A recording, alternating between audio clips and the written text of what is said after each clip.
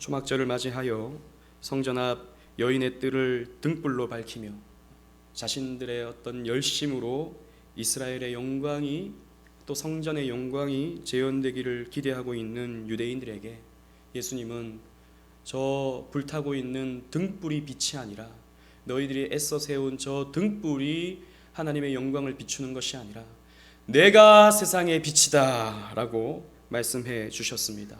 그래서 예수님을 만나게 되면 진리를 알게 되고 자신의 죄인됨을 보게 되고, 그래서 주님 앞에 나와 죄 용서를 구함으로 의롭다함을 얻을 수 있게 되는 것이었지요.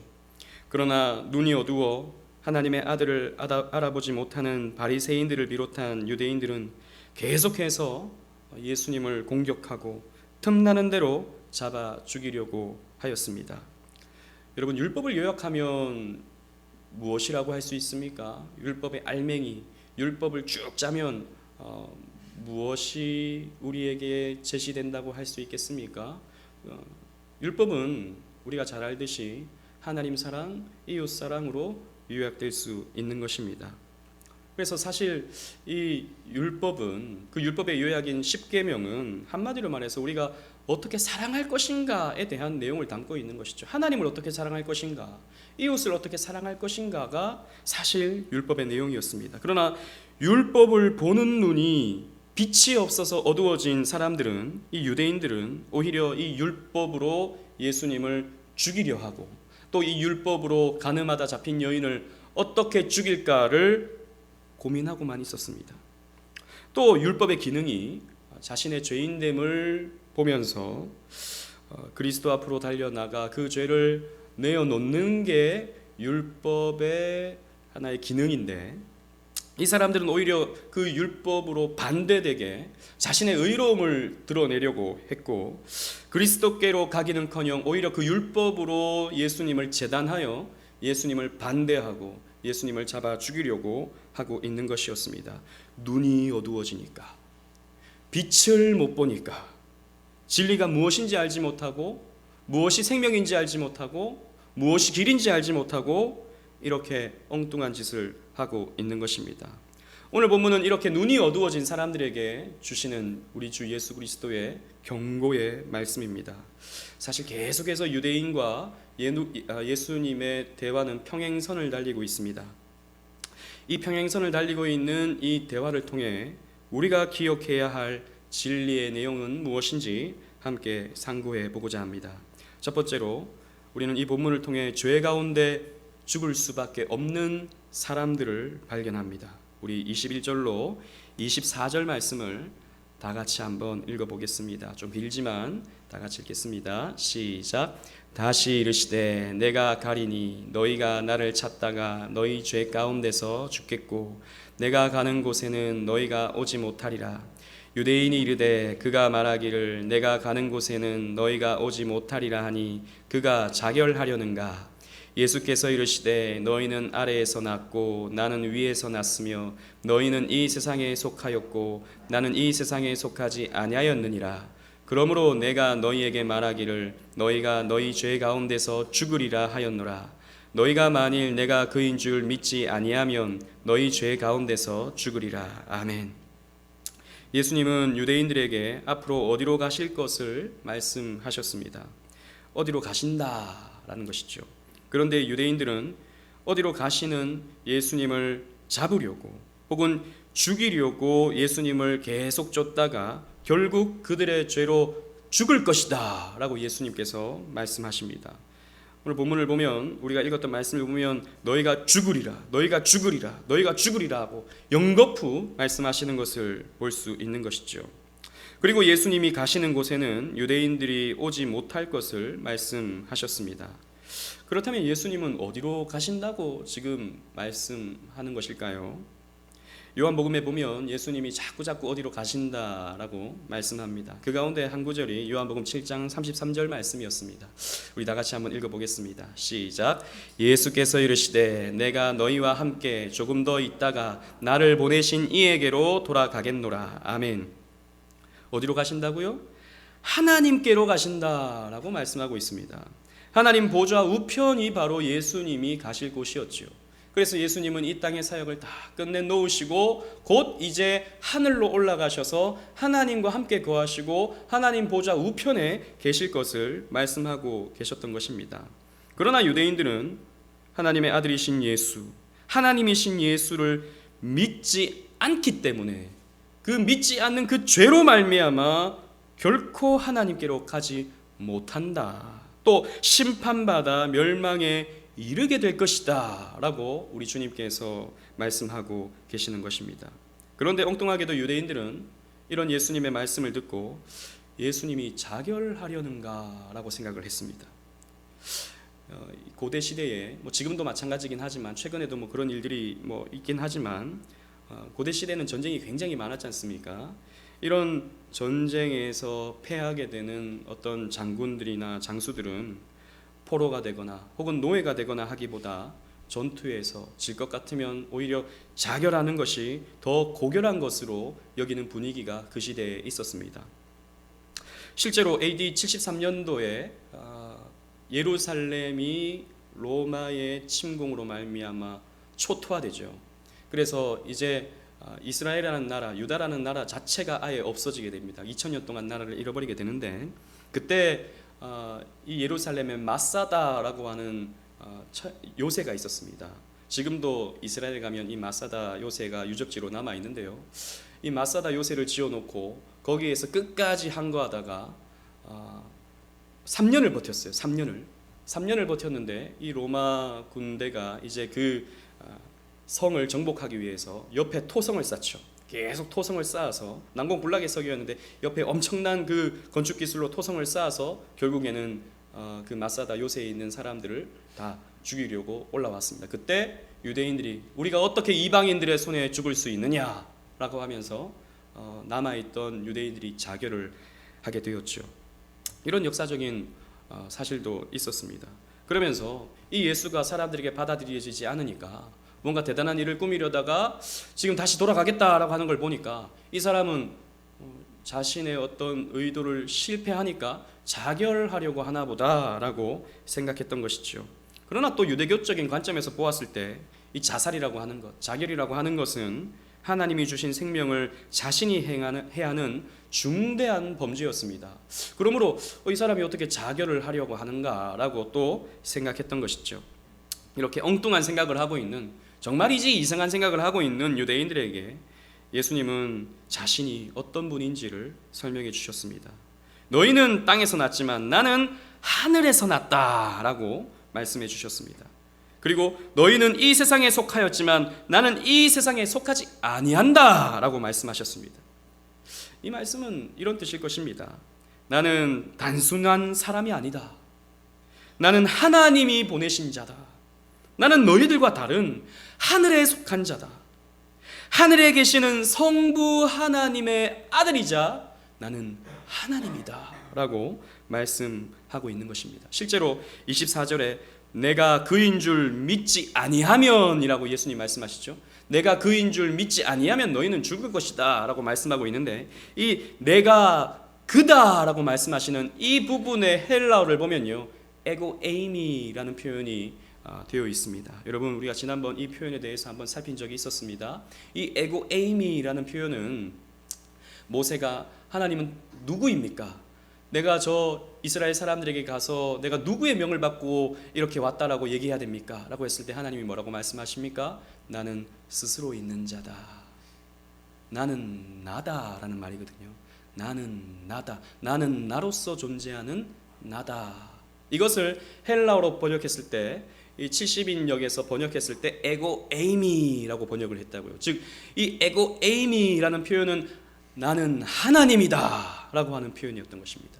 예수님께서는 내가 하나님이다 라고 말씀하시면서 내가 하나님인 것을 믿지 못하면 너희는 죽을 것이다 라고 말씀하고 있는 것이죠.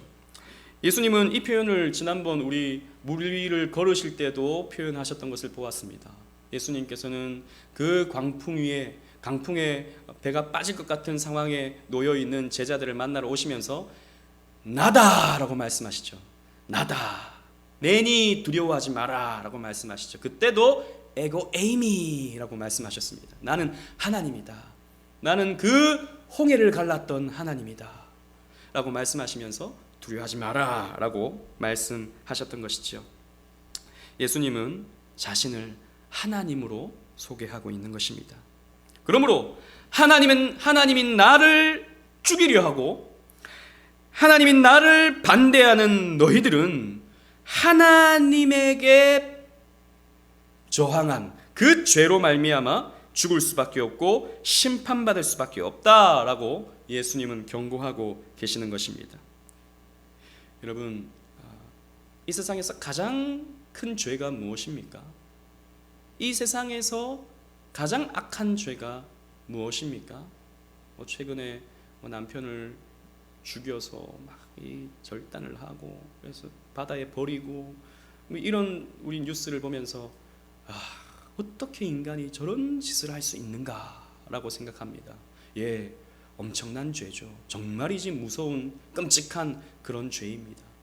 그러나 여러분, 인간으로서 가장 악한 죄는 하나님을 믿지 않는 것입니다. 하나님을 믿지 않는 것이 인간으로서 할 수 있는 가장 무섭고도 끔찍하고도 악한 죄라는 것을 여러분들은 기억하셔야 됩니다. 그 선하디 선하신 하나님, 그 죄라고는 요만큼도 없으신 완전 무결하신 하나님을 반대하고 하나님에게 저항하고 그 하나님을 욕하고 하나님을 저버리는 행위는 인간으로서 할 수 있는 가장 악한 죄라는 것을 우리는 기억해야 됩니다. 그렇기 때문에 하나님을 믿지 않는 사람은 심판받는 것이죠. 하나님을 믿지 않는 것은 영원한 지옥불에 던져지는 것입니다. 그런데 우리가 이 부분에 대해서도 조금 오해하는 것은 우리가 하나님을 믿지 않으면 심판받는다. 예수님을 믿지 않으면 지옥 간다. 예수 천당, 불신 지옥이라고 하는 이 표를 우리가 많이 보잖아요. 그 말이 틀렸습니까? 맞는 말이긴 하죠. 하지만 이 표현은 굉장히 오해를 불러일으킵니다.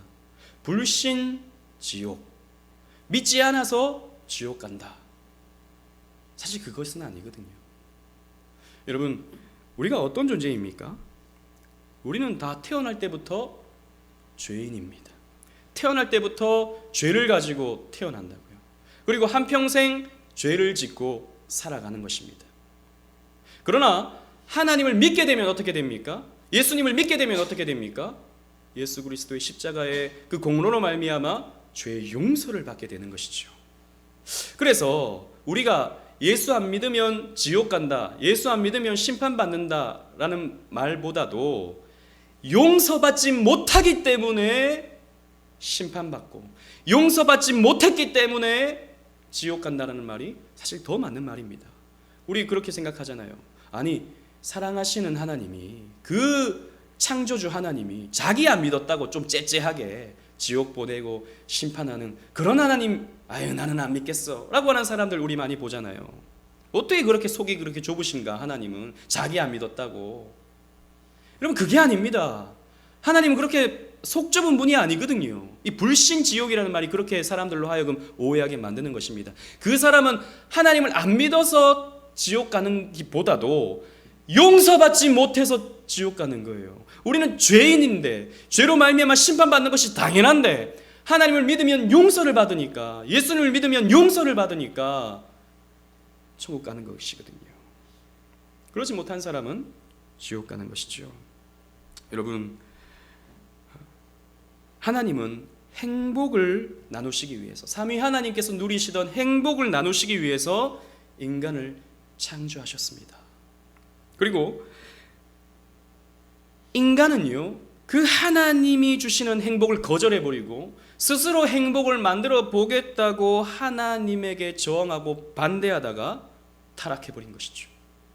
그러나 사랑이신 하나님은 다시 한번 인간에게 행복을 주시고자 예수 그리스도를 이 땅에 보내셨고, 심지어는 예수 그리스도를 죽이기까지 하셨습니다. 그러나 인간은 또 그 예수 그리스도를 잡아 죽여버리고 하나님께서 주시는 그 은혜를 반대하고 있는 것이죠. 여러분, 하나님이 왜 두 번이고 용서하셔야 합니까? 하나님은 왜 그러해야만 하는 것이겠습니까? 하나님은 왜 무조건 용서하셔야 할 의무가 있거나 책임이 있는 것입니까? 하나님에게는 그런 의무가 없습니다. 하나님에게는 모든 사람을 구원해내야 할 책임이 없으세요. 단 몇몇의 사람들을 당신의 은혜로 구원하시기를 기뻐하시는 하나님, 우리는 그런 구원의 은혜 속에 거하게 되면서 그 구원의 은혜를 누리게 된 것이죠. 그래서 하나님, 나는 구원해 주시고 어떻게 저 사람은 구원해 주시지 아니하십니까? 라고 말할 수 있는 게 아니죠. 그럴 말할 수 있는 자격이 우리에게 주어지지 않았습니다. 또 불신자들은 영거푸 하나님을 거절하고 예수 그리스도를 거절했기 때문에 용서받지 못해서 심판받게 되는 것입니다. 결국 죄 가운데 죽게 되는 것이죠. 그러면서 우리 계속해서 우리 25절로 27절 말씀을 다 같이 한번 읽어보도록 하겠습니다. 25절로 27절입니다. 시작. 그들이 말하되 내가 누구냐? 예수께서 이르시되 나는 처음부터 너희에게 말하여 온 자니라. 내가 너희에게 대하여 말하고 판단할 것이 많으나 나를 보내신 이가 참되심에 내가 그에게 들은 그것을 세상에 말하노라 하시되 그들은 아버지를 가리켜 말씀하신 줄을 깨닫지 못하더라. 아멘. 예수님이 이렇게 나는 하나님이다 라고 말씀하시는데 이 빛을 본 적이 없는 이 유대인들은 도무지 예수님의 말씀을 이해하지 못합니다. 그래서 쉽게 말해서 당신이 누구냐? 라고 다시 질문을 합니다. 내가 누구냐? 라고 묻고 있는 것이죠. 이때 예수님은 나는 처음부터 너희에게 말하여 온 자니라 라고 말씀하셨습니다. 사실 이 번역이 굉장히 좀 어렵습니다. 또 좀 그러면 나는 하나님이다 이렇게 딱 쉽게 말씀하시면 좋겠는데 또 뭐 조금 두리뭉실하게 이렇게 말씀하시는 것이죠. 그러나 여러분 이 번역이 조금 어렵지만 쉽게 말해서 이런 말입니다. 내가 처음부터 너희들에게 말하지 않았느냐. 사실 이 헬라어의 이 구문을 살펴보면요, 이 해석이 굉장히 어렵습니다. 이렇게도 해석할 수 있고 저렇게도 해석할 수 있어요. 그래서 번역 성경마다 다 표현을 이 부분이 달리 했습니다. 그런데 표준 세번역을 보면 이렇게 번역을 했습니다. 내가 처음부터 너희에게 말하지 않았느냐. 즉 예수님은 처음부터 어떻게 말씀하셨습니까? 나는 하나님이 보내신 자다 라고 말씀하셨죠. 요한복음 이 말씀 쭉 이어져서 본다면 예수님은 여러 번 이 부분에 대해서 말씀하셨습니다. 특별히 이 초막절 강화에서 또 생명의 떡 강화에서 여러 번 이 말씀을 하셨습니다. 나는 하나님이 보내신 자다. 나는 하나님의 아들이다. 그래서 내 아버지 여러 번 예수님께서 말씀하셨죠. 나는 하나님의 아들이다 라고 내가 처음부터 너희들에게 말하지 않았느냐 라고 말씀하고 계시는 것입니다.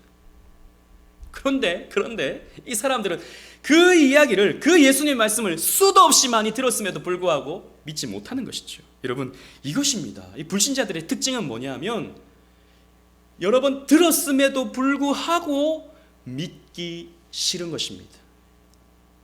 이 사람의 특징은 믿고 싶은 것을 믿고 믿기 싫은 것은 무슨 말을 들어도 믿지 않습니다. 이게 사람의 특징인 것이죠. 이 사람들은 오히려 예수님이 누구냐 자꾸 이렇게 질문을 던지는 것은 그 예수님의 말씀 속에서 뭔가 책 잡을 것이 있으면 그 책을 잡아서 봐라, 너 하나님의 아들 아니잖아. 봐라, 너 하나님이 보내신 자 아니잖아. 이걸 지금 밝혀내고 싶은 것이지요. 그래서 예수님께 자꾸 질문을 던지면서 뭔가 문제가 없는지, 뭔가 잘못된 것은 없는지 이걸 지금 살펴보고 싶은 것입니다. 사람들은요, 논리를 좋아하는 것 같지만, 합리적인 것, 증거 이런 것 좋아하는 것 같지만 실상을 보면 자기가 믿고 싶은 것을 믿고 자기가 믿기 싫은 것을 안 믿는 그런 모습을 뚜렷하게 나타냅니다. 그리고 자신이 믿고 싶은 증거들을 자꾸 찾아내서 자신에 대한 믿음을 더욱 공고히 하려고 하는 습성이 있죠. 여러분, 하나님을 믿는 것 믿음이죠. 믿음 맞죠? 하나님을 믿지 않는 것은 믿음입니까? 아닙니까? 하나님을 믿지 않는 것, 그것도 믿음입니다. 하나님이 안 계시다라고 하는 것을 어떻게 증명할 수 있죠? 그러니까 이 믿음이라고 하는 것은 우리가 생각할 땐 우리가 하나님이 주신 믿음이라고 생각하니까 불신자들이 가지고 있는 믿음은 믿음이 아니다라고 생각할 수 있지만, 생각해 보십시오. 우리가 하나님을 믿는 것 믿음이죠. 우리가 하나님 봤습니까? 하나님 뿅 하고 나타나서 내가 여기 있다 말씀해 주셨습니까? 아니죠. 우리는 보지 않고 믿는 거잖아요. 그러면 불신자들은 하나님이 없다라고 생각하고 하잖아요. 그럼 하나님이 없는 증거가 있습니까? 하나님이 없는 증거를 또 그들은 내밀 수가 없어요. 그것도 믿음입니다. 하나님이 없다고 하는 것, 무신론도 믿음이에요. 하나님은 없다, 신이라고 하는 것은 없다라고 하는 것. 하나님이 어딨냐? 네 주먹을 믿어라 말하잖아요. 그 주먹을 믿는 겁니다. 자기를 믿는 겁니다. 혹은 자신의 논리를 믿는 것이죠. 하나님의 존재 자체를 믿지 않는 믿음을 그들은 가지고 있습니다. 다 믿음이라는 것이죠. 하나님을 안 믿는 증거들을, 그러니까 하나님이 없다라고 하는 증거들을 자꾸 찾아내서 봐, 하나님 없잖아, 이렇게 말하는 것이죠. 그러니까 사람들은요, 자신의 논리, 자신의 어떤 합리, 증거 이런 것들은요, 자신의 믿음을 더 공고하게 하기 위해서 끌어다 쓰는 하나의 방편일 뿐입니다. 그래서 여러분 음모론 이렇게 많이 있잖아요. 특히 우리 기독교 내에서는요, 프리메이슨, 일루미너티 이런 활동들을 하는 사람들이 있어요. 그래서 인터넷에 보면 프리메이슨의 정체, 일루미너티의 정체 그래가지고 이 세상에는 이 프리메이슨, 일루미너티 이런 비밀 결사대가 존재하는데 막 그들이 정치, 경제, 문화, 사회에 다 침투해서 뭔가를 만들어내고 또 정치인들을 앞세우고 또 그런 교회들을, 거짓 교회들을 막 세워가지고 막 이렇게 결국에는 사탄이 원하는 대로 이 세상을 끌고 간다라고 주장하면서 그들의 증거들 착착착착착 들어보면요, 신기한 게 있어요. 놀라운 그런 깜짝깜짝 놀라운 신선한 그런 이야기들이 많이 있습니다. 그러면서 그 증거들을 이렇게 보여주면요, 정말 넘어갈 것처럼 느껴집니다. 그래서 우리나라의 대형 교회 목사님들도 다 프리메이슨이고, 우리나라 대통령 누구누구가 프리메이슨이고, 저 미국의 대통령 누가 프리메이슨이고, 그 증거가 요렇게 인사했다, 이게 프리메이슨의 인사인데 요렇게 인사하고 삼각형 그 전시안이 그려져 있고 한쪽 눈을 가리고 이러한 모습들을 보면 이 사람은 프리메이슨이다. 저 사람들의 노래를 보고 연예인들 이 사람들의 어떤 연기라든지 그런 가사를 보면 결국에는 프리메이슨 티가 난다라고 주장하면서 쫙 보여주면요, 그럴 것 같아요. 그런 것 같다고요. 그러니까 이런 어둠의 세계에 대한 실체, 그런 걸 궁금하잖아요, 우리도. 근데 그런 것들을 막 만들어내가지고 짠 하고 보여주면요, 수많은 사람들이 그걸 믿어버립니다. 그래서 그 사람들은 궁극적으로 뭘 만들어내냐 하면 저 미국에서 베리칩을 만들어내서, 그 베리칩은 짐승의 표인데 요한계시록에 보면 이 짐승의 표가 이마에 손목에 새겨져서 그것이 없으면 매매를 못하고 그것이 없으면 생활을 못하게 돼서 핍박을 받게 되고, 그 짐승의 표를 받은 사람들은 짐승을 따라가게 된다. 그러는데 미국 사회에서 이 베리칩이라고 하는 신용카드 혹은 그 신분증 이런 것들을 암호화해서 손에다가 집어넣는 법안을 통과시켰다고요, 어느 주에서. 그게 짐승의 표다 그래가지고 프리메이슨이 모든 것을 장악했네, 일루미너티가 모든 것을 장악했네, 이렇게 쫙 보여주면, 그거 받으면 지옥 간다 라고 말해주면 사람들은 그러네 그래가지고 난리가 났던 것이죠. 미국 사회 몇 년 전에 난리가 났습니다. 그래서 이 베리칩은 짐승의 표인가 아닌가 그것 갖고도 많은 논란들이 있었습니다. 여러분, 제가 이런 걸 보면요, 그런 걸 극단적으로 추정하는 사람들을 보면 뭐냐면, 그런 자신에 대한 믿음을 공고히 해가지고 자꾸 어떤 정보들을 수집해서 그 프리메이슨의 활동에 대한 확신을 엄청나게 갖습니다. 그러면서 왜 프리메이슨이 이렇게 세계를 장악하고 사람들에게 사탄을 추종하게 만들고 있는데 왜 목사들이 지금 침묵하고 있느냐, 당신도 프리메이슨 따라가고 있느냐, 이렇게 몰고 가는 것이죠. 그렇게 활동하는 사람들이 우리 한국 사회에 꽤 있습니다. 인터넷을 찾아보면, 괜히 여러분 찾아보지 마시고 그런데 그것 보면요, 그 프리메이슨이라고 하는 단체는 그 사람들이 믿는 그 프리메이슨이라는 단체는 얼마나 위력이 있는지 하나님도 어찌할 수 없는 그 정도의 힘과 능력을 가지고 있는 단체인 것처럼 묘사됩니다. 그래서 빨리 저 프리메이슨을 막아내지 못하면 뭐 이 세계는 더 이상 믿음의 사람들이 없어질 것이다 라고 주장하는 것이죠. 저는 그렇게 뭐 음모론을 따라가는 사람들을 이렇게 보면요, 그런 뭐 증거들 찾아내는, 뭐 프리메이슨이 누군지 이거 찾아내는 그 열심으로 성경을 더 봐라 라고 말하고 싶어요. 성경을 더 봐라. 우리 호기심 많은 사람들은 그런 거 보고 되게 좋아하거든요. 봐라, 프리메이슨이 있다, 일루미너티가 있다, 이 연예인은 뭐 프리메이슨 일루미너티다, 되게 좋아하거든요. 그걸 볼 바에 성경을 더 봐라 라고 말해주고 싶다는 것이죠. 여러분, 정치도 그렇지 않습니까? 자신의 정치 노선을 딱 정해놓고 그 정치 노선에 맞는 주장만 사람들은 들으려고 하고 있습니다. 저는 최근에 들어와서 이러한 모습들은 더 뚜렷하게 나타나고 있는지, 일어나고 있는 것은 아닌지 생각해 보게 됩니다. 그래서 보수적인 사람들은 보수 매체만 보죠. 그런 인터넷 방송 혹은 그런 잡지, 신문 이런 것만 봅니다.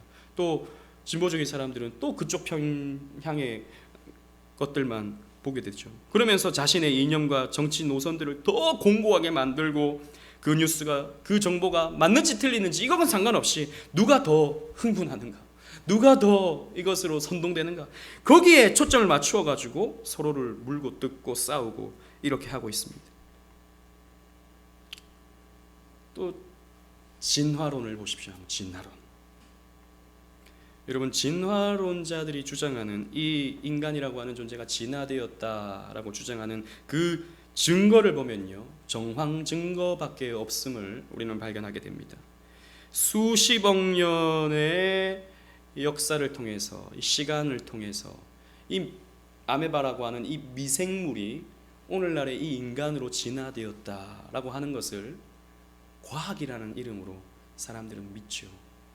오랜 시간과 우연이라고 하는 이 두 가지가 만나서 이렇게 체계적이고 이렇게 시스템화된 온 세상이 만들어지게 되었다라고 하는 것을 그 사람들도 믿는 것입니다. 진화론도요, 그럼 믿음입니다. 믿음. 실험할 수 있습니까? 진화론을?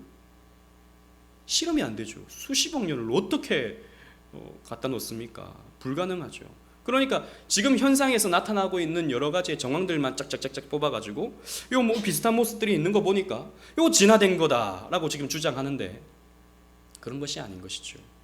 만약 그렇다면 그 인간과 원숭이 사이에 어떠한 존재가 있어야 되는 것이죠. 지금도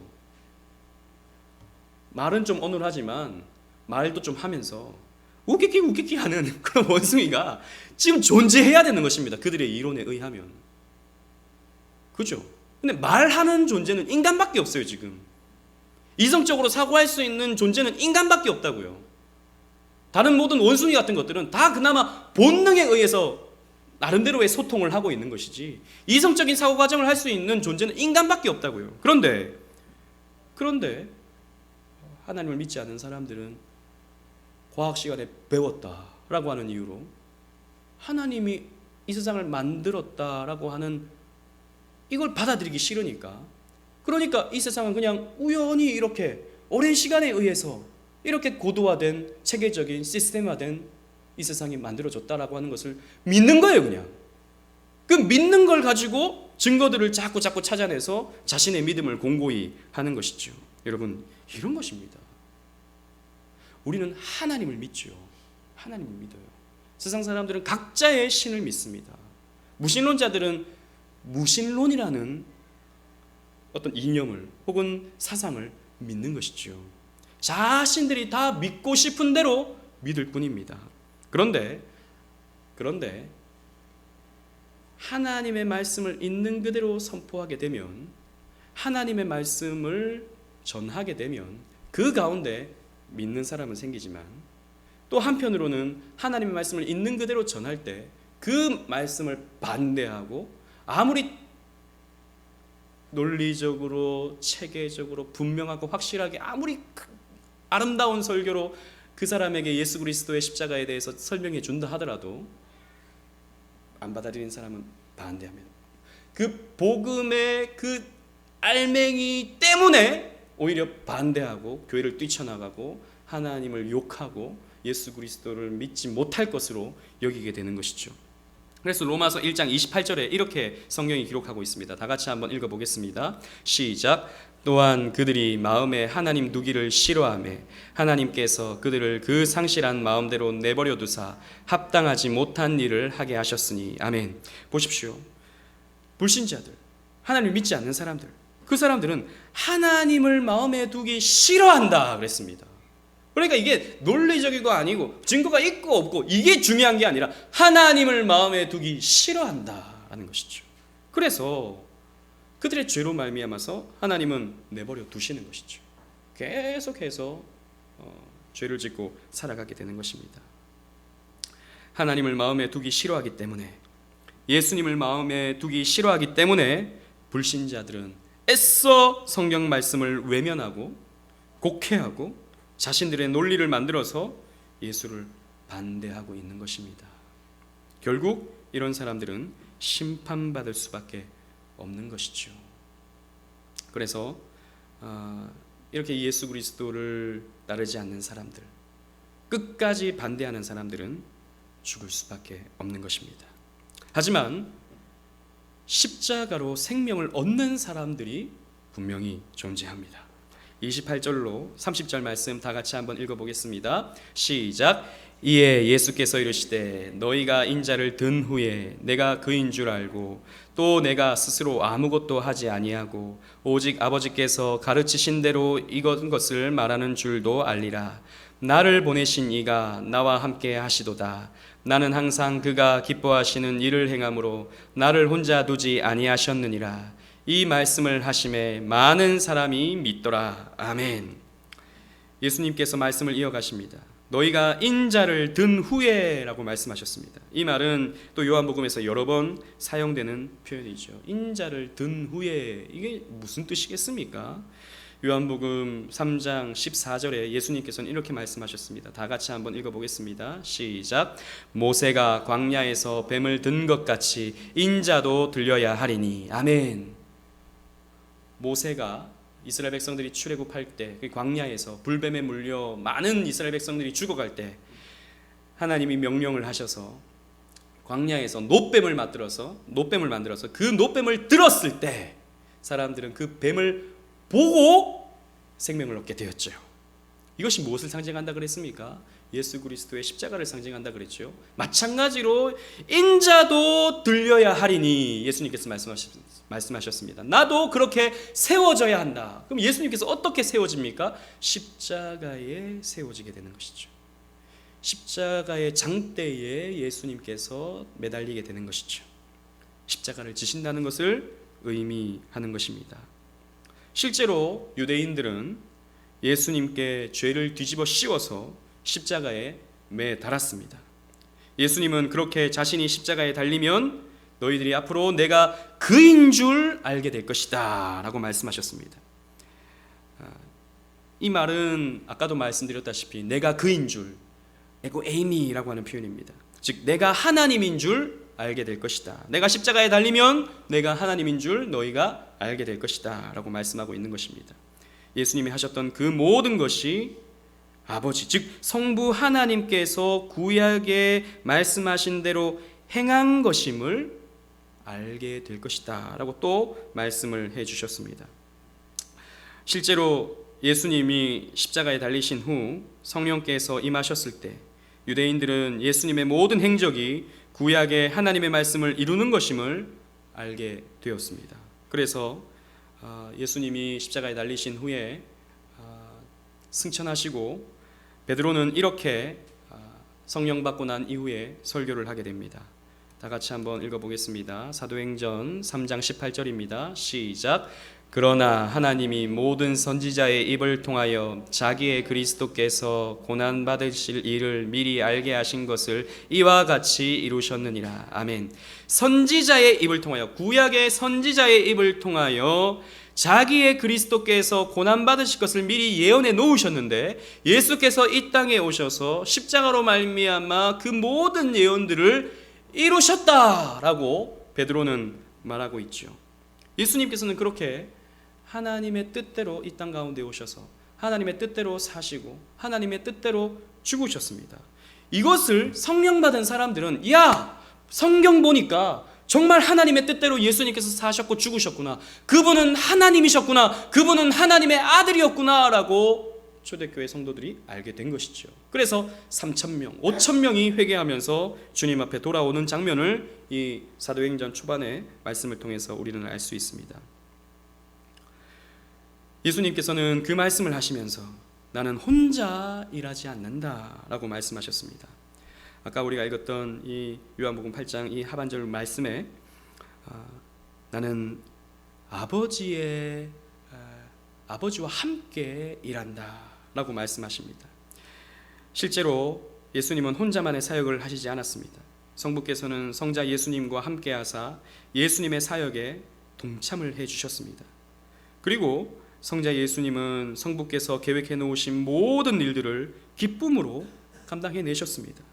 이렇게 성부와 성자는 가까우셨고 서로를 즐거워하셨으며 서로를 기뻐하셨습니다. 그래서 나는 이 삼위 하나님 중 2위 성자 하나님이다 라고 하는 것을 예수님께서 이 사람들에게 가르쳐 주셨던 것이죠. 그런데 이 말씀을 선포하자 예수님을 믿는 유대인들이 생겨나게 되었습니다. 게다가 오늘 본문 말씀에 보니까 많은 사람이 믿게 되었다라고 말씀하고 있습니다. 여러분, 지금 예수님께서 하신 말씀의 이 내용을 한번 보십시오. 어떤 말씀을 전하셨습니까? 나는 들릴 것이다, 나는 들려야 할 것이다 라고 말씀하셨습니다. 이 들리는 것이 바로 구약 성경의 여러 선지자를 통해서 말씀하셨던 하나님의 뜻을 이루는 것이다. 그래서 나는 하나님과 함께 일하는 것이다 라고 말씀하는 것이거든요. 그래서 사람들이 믿었다 그랬습니다. 믿게 된 예수님 말씀의 핵심이 뭐냐면 나는 십자가를 질 것이다 라고 하는 것이었다는 것이죠. 물론 이 사람들이 참된 믿음을 가졌는지 거짓 믿음을 가졌는지 우리가 알 수는 없습니다. 만약에 이 사람들이 정말 진실한 믿음을 가졌다면 예수님이 십자가에 달리셨을 때 왜 이 사람들은 침묵했고 왜 이 사람들은 도망갔는지 우리가 알 수 없죠. 그래서 이 사람들의 지금 이 믿음이 정말 진실한 믿음인지 아니면 외면적인 믿음인지 겉으로 드러난 그냥 믿음일 뿐인지 우리는 알 수 없습니다. 그러나 분명한 것은 십자가의 복음이 선포되었을 때, 예수님이 십자가를 지신다라고 하는 말씀이 선포되었을 때 이 사람들은 믿었다라는 것입니다. 그렇습니다. 불신자들의 마음의 문을 여는 것은 십자가입니다. 여러분, 우리는 그렇게 생각합니다. 처음 교회에 오면 그 사람들이 또 부담스럽지 않게 좋은 말을 해주고 또 축복의 말을 해주고 또 격려가 되는 말을 해주고 또 처음에는 어떻게 하면 우리가 행복한지에 대해서 이렇게 말해주고 난 다음에 쭉 시간이 지나서 이 사람이 좀 그래도 교회가 좀 좋으네요 이렇게 하면 그때서 사실은 십자가를 져야 돼 이렇게 얘기하는 게 교회가 성장할 수 있는 방법이다라고 이렇게 저도 많이 얘기를 듣고 또 많은 그런 이야기를 듣습니다. 그러나 여러분, 성경이 말하는 것은 결코 그렇지는 않습니다. 우리는 십자가를 전하면 사람들이 부담스러워할 것이라고 생각합니다. 여러분 생각해 보십시오. 십자가는 굉장히 잔혹한 것입니다. 십자가는 그때 당시에 가장 비참한, 가장 잔혹한 형틀이었어요. 굉장히 무서운 것이었습니다. 그리고 십자가는 부담스러운 것일 수밖에 없었고, 그런데 예수님께서는 십자가를 지라고 말씀하셨죠. 굉장히 무거운 것이고 부담스러운 주제였습니다. 그러나 여러분, 사도 바울은 우리에게 어떠한 권면을 주고 있습니까? 고린도전서 1장 18절 다 같이 한번 읽어보도록 하겠습니다. 시작. 십자가의 도가 멸망하는 자들에게는 미련한 것이요 구원을 받는 우리들에게는 하나님의 능력이라. 아멘. 십자가는 이 멸망할 자들에게는 미련한 거, 그 부담스러운 거, 그 비참한 거, 그 뭘 그렇게 드러내고 살아? 그 자꾸 왜 십자가 그래? 왜 그래 피 이런 말을 해? 그냥 사랑 좋잖아, 평화 좋잖아, 용서 이런 거 얼마나 좋아? 이런 말씀만 좀 나누자. 자꾸 왜 네 죄? 그래서 너는 십자가로 달려가야 되고 그 십자가에 달리신 예수가 너 때문이다. 자꾸 왜 이런 말을 해? 또 왜 자꾸 십자가를 져야 한다고 얘기해? 그 미련한 거야, 미련한 거. 이건 멸망당하는 사람들이 하는 소리라니까요. 우리에게는 십자가가 우리의 능력이다 라고 사도 바울은 우리에게 말해주고 있습니다. 또 고린도전서 1장 23절 다 같이 읽어보겠습니다. 시작. 우리는 십자가에 못 박힌 그리스도를 전하니 유대인에게는 거리끼는 것이요 이방인에게는 미련한 것이로되. 이방인들은 미련한 것이라고 여기고 유대인들은 거리끼는 거, 부담스러운 거. 그런데 우리는 십자가를 전할 수밖에 없다. 십자가에 달린 예수 그리스도를 전할 수밖에 없다라고 사도 바울은 말하고 있습니다. 여러분, 그러므로 물론 교회가 용서, 평화, 축복 이야기하는 거 당연합니다. 성경에 그런 내용이 있잖아요. 하지만 그와 함께 동시에 우리는 십자가의 복음을 때로는 부담스럽고 때로는 어렵고 때로는 좀 듣기 거북한 이러한 말씀을 우리는 또 선포하고 들어야 하는 것입니다. 달콤한 축복, 즐거운 교제, 행복한 미래만을 선포하는 그런 교회는 여러분 거짓 교회입니다. 그런 메시지만 전하는 교회는 유사 교회입니다. 교회 같지만 사이비입니다. 정작 교회가 선포해야 할 메시지는 십자가에 못 박힌 그리스도가 되어야 합니다. 왜 십자가를 예수님께서 지셨는지, 왜 십자가에서 예수님은 피를 흘리셔야만 했는지, 또 왜 우리는 십자가를 져야 하는지, 이것을 우리가 선포할 때에 진정 하나님께서 구원 주시기로 작정된 자는 믿게 되어 있는 것입니다. 하나님 앞에 나오는 것입니다. 그리고 힘들지만 어렵지만 십자가를 지게 되어 있는 것입니다. 그래서 사도 바울은 우리에게 이렇게 권면합니다. 갈라디아서 6장 14절 말씀 다 같이 읽어보겠습니다. 시작.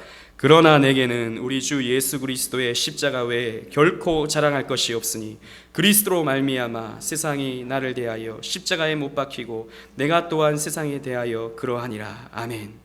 여러분, 예수님을 보십시오. 그렇게 믿지 못하고 있는 예수님에 대해서 책 잡으려고 이렇게 혈안이 된 사람들에게 내가 십자가에 달리면 너희가 믿게 될 것이다 라고 하는, 우리가 생각할 때는 이해되지 않는, 우리가 생각할 때에는 납득하기 어려운 말씀을 하셨다고요. 그렇게 못 믿으면 자, 잘 봐, 내가 지금 한번 보여줄게.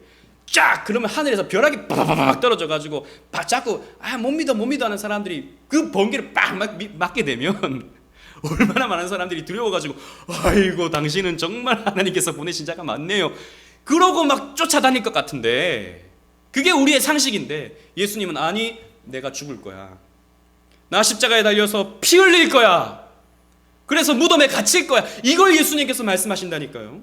그런데 그걸 전하니까 많은 사람들이 믿더라라고 하고 있는 것이죠. 그러니 이것은요, 복음의 역설입니다. 이 기독교의 역설이에요. 우리는 자꾸 세상에 맞춰진 교회의 모습을 가지려고 합니다. 그래서 불신자도 좋아하는 교회 이미지를 가지려고 하는 것이죠.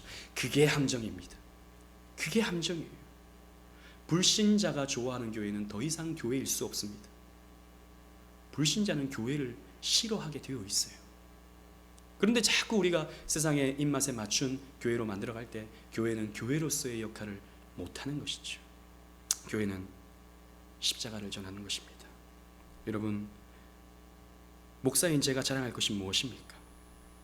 예수 그리스도의 십자가밖에 없습니다. 우리가 자랑해야 할 것이 무엇입니까? 예수 그리스도의 십자가밖에 없습니다. 우리는 이것만 자랑하고 이것을 선포해야 하는 것이죠. 사랑하는 오직은혜 교회 성도 여러분, 이 시대는 어두움의 시대임이 분명합니다. 사람들의 눈은 어두워져서 하나님을, 예수를, 성경을 보지 못하고 그저 이 시대의 논리와 이념과 가치가 전부인 줄 알고 자기 소견에 옳은 대로 살아가고 있습니다. 그러면서 예수를 믿는 우리들을 어리석게 보고 조소하고 더 나아가 경멸하기도 하는 것이죠. 물론 이렇게 된 데에는 우리 기독교의 잘못이 컸다고 생각합니다. 윤리적, 도덕적으로 세상보다 못한 모습들을 나타내 보인 우리의 모습들이 정말이지 저는 잘못한 것이라고 생각합니다. 또 비상식적인 어떤 돌출 행동, 이런 것들이 교회 안에서 아무렇지 않게 자행되는 모습을 보면서 어찌 보면 손가락질 받는 것이 당연하다라고까지 생각이 듭니다. 그러나 저는 근본적으로 이 시대의 교회의 잘못은 도덕적이고 윤리적이고 비상식적인 어떤 행동들보다도 저는 바로 이 십자가를 놓치고 있어서가 아닌가라고 생각해 보게 됩니다. 교회가 점점 세속화되면서, 교회가 본질을 놓치고 자꾸 외면적인 것들을 추구하게 되면서 십자가를 뒤로 밀어내버리고 자꾸 사람을 앞세우고 능력 있는 사람들을 앞세우고 십자가의 무거움을 뒤로 하고 거짓 복음을 앞세움을 통해서 기독교는 너무나도 가벼워지게 된 것이죠. 기독교는 세상을 너무나도 닮아버린 것이죠. 그러면서 교회가 가진 이 십자가의 능력을 잃어버리게 된 것입니다. 그래서 저는 부족하지만 이 교회를 통해 앞으로 십자가의 복음을 전하기를 원합니다. 십자가에 달리신 예수를 전하기를 원합니다. 이것이 이 어두운 시대를 깨우는 빛이 될 것이라고 저는 믿습니다. 십자가로 죄로 인해 죽어가는 저 사람들에게, 죄로 말미암아 죽어 심판받아야 할 저 세상 사람들에게 십자가의 복음으로 말미암아 그들을 깨우고 그들을 천국으로 인도해내는데 귀하게 쓰임받는 저와 여러분들 되시기를 주님 이름으로 축원합니다. 아멘.